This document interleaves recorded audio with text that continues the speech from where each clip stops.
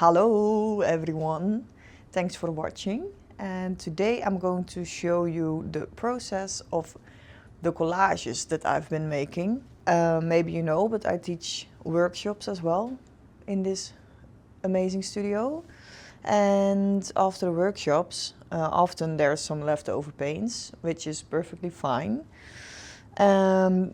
But I always need to do something with those paints because I don't want to let them dry out. I think that's a waste. So what I do is I put them on like paper. So you get things like this. It's like a very easy way to put something down, or this.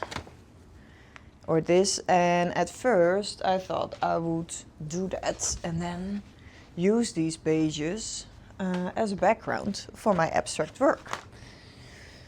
But the thing is, that never really worked very well for me. Somehow, I don't know, there was a reason why I wasn't working with them, but that meant I had like stacks of those papers. That was still a waste to throw away, but I really didn't know what to do with it. They were just in my drawer. They still are. Some of them are, but some of them are now torn to pieces because I tried something new a couple of weeks ago. As I'm not able to spend a lot of time in the studio because of, well, energy, work, and all types of reasons. So I do very short sessions now. And a couple of weeks ago, I made this one. It really sparked something new, and I decided to make more collages. And what I did, the pages that I showed you, these were also at some point one of them. I tore them to pieces and I used them as collages. And today I'm going to show you how I made this, and what I used for it, well, are torn pieces of my already pre-made backgrounds of the colors, and I used acrylic paints, I used Posca markers, pencils and oil pastels. And you might think, what did you use to paste or glue the collage to the paper? I saw someone else do this on YouTube, and I used a regular gel mat from Golden, standing colors, altering sheen and translucency, and as a collage adhesive. Yummy! So yeah, I really am enjoying these short sessions, and I can put a lot of intuitive creativity in it, and it's fast. And the thing is, my brain stops when I do this again, and I look forward to making more of those. But let me first show you this one, and I hope you like it, so enjoy! Okay, here we go.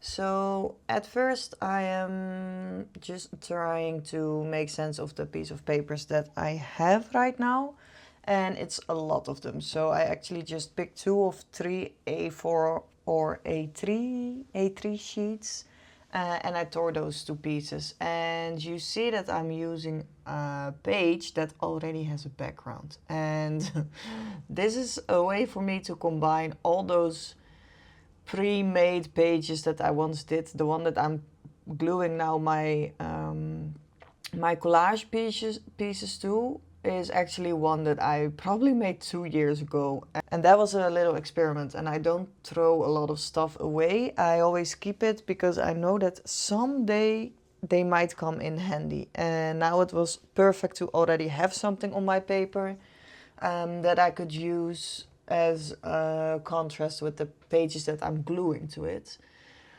I am still getting used to the glue, the paste, and how it works, and I think one of my brushes was also a little bit dirty. So wash your brushes, everyone, don't be like me. I was just really impatient, and like I said in the intro, it's hard for me to be long sessions in the studio right now.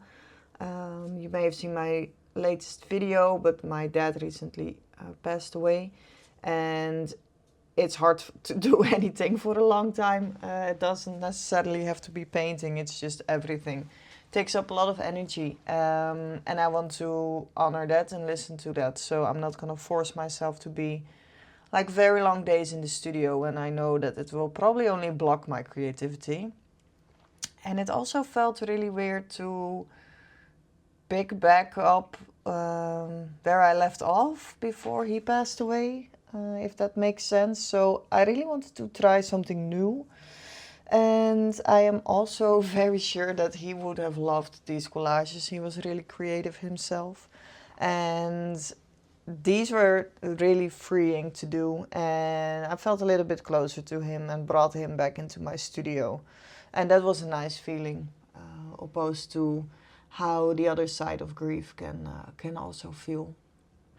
I'm using my King's Blue Amsterdam acrylic here that I recently bought, and I love that blue. It's like a grayish but still vibrant blue, and I thought here it would be great to combine it with the yellow that you see in the pieces that I pasted to it. And if you look closely, you see those blue spots already, and I thought it would be nice to have them come back. What I'm really not doing in this session, this was the second collage I made, so what I'm really not doing is thinking. And I know I always talk a lot about contrast, and I'm searching for contrast, and I start with these big shapes, and then I go smaller, and then I pull back, and I push back, and then at some point I reach this moment where I think, oh, now I'm not missing anything, and then it's done. With collage, it's a little bit different because I want this to be fast and even more intuitive. So I don't want to go sit down and look at it and step back and see what it needs. Maybe I will do that once or twice, but not as many times with an abstract painting or one of my sketches maybe. It's hard to narrate a painting process when you're not thinking about it, but sometimes we just really need to shut that brain up, because we will try to make something perfect. And the whole idea of making these collages was to get back to my playful side and connect with my own creativity again. And I talk about that a lot and how you guys maybe can do it. At least that's my intention also for this new year. But I also need to remind myself that I also need to connect to my creativity, sometimes in a new way again. Collage has actually always something been for me that it's one of the things that makes me stop and scroll when I'm on social media, when I see other people do it, because it looks so playful and it looks so freeing, and it really looks like a lot of fun. And that's what I wanted. I wanted to have fun. But there is still some kind of structure that I'm doing, that you will also see me do in my abstract paintings. The only thing is that I'm doing it way faster, and that maybe if I'm not mixing the right color immediately, I will just put it down anyway.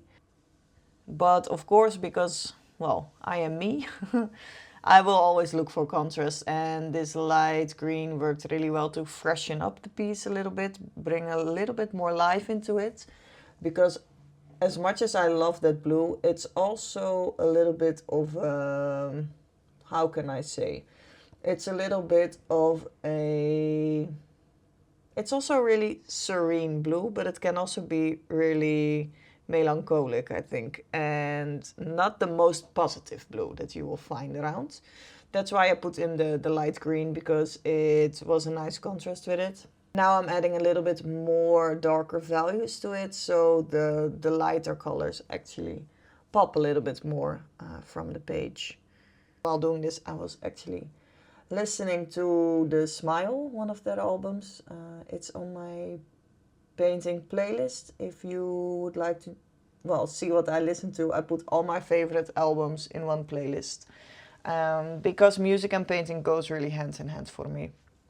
And sometimes I really need to break out of something, and then I will choose particular albums, and sometimes I need it to be calm and not a distraction.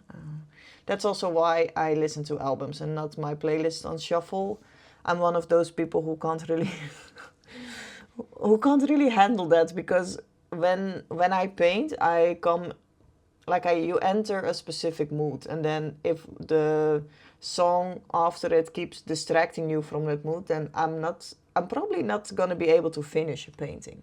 watching this back is that I see how much my own method and my own like painting method and structure is actually in my system, even if I'm not thinking about it, because I started with big shapes and then I went smaller, and now I'm finishing off with my pastels, adding some little details here and there.